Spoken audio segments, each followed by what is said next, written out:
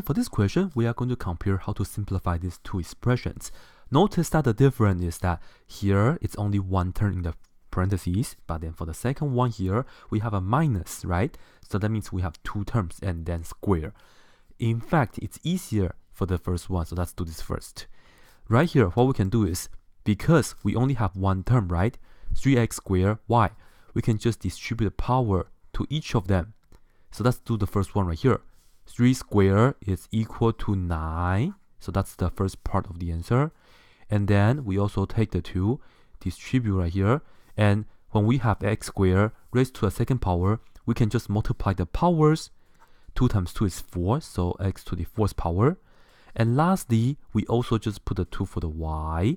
So in the end here, we have y squared. And this is it. 9x to the 4th power y squared, and let me just put this down right here as well. Okay, and now for this one, it's slightly difficult because you have to first remember you have to write this down twice. When you have the square, this means we have to write this down 3x squared minus y times 3x squared minus y. Okay, so that's what it means right here. And you might be wondering, why didn't I do the same thing right here? Yes, I could have done that, so let me just make a note right here for you guys, okay? I could have put this down as 3x squared y, 3x squared y, and then because that's a square, right? So that's what we have. And in this case, you see everything's multiplying. You just do 3 times 3 is 9, x squared times x squared is x to the 4, y times y is y squared, and that's all. So we're done. However, for this one, once we write it down twice, remember we have to distribute this way.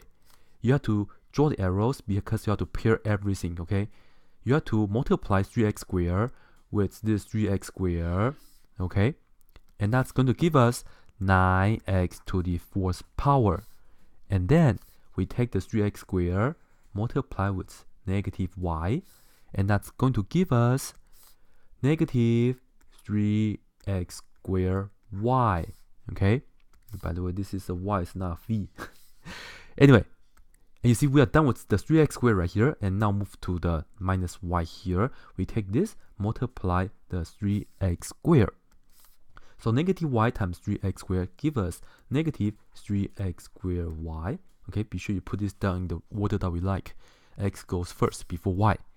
And at the end, negative y times negative y, we see that we will just get positive y squared at the end of this expression.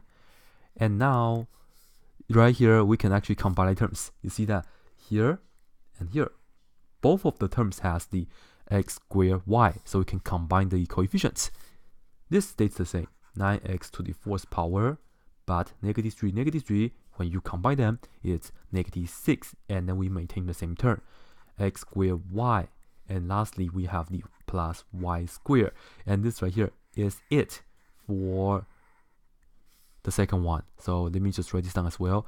9x to the 4th power minus 6x squared y, and then plus y squared.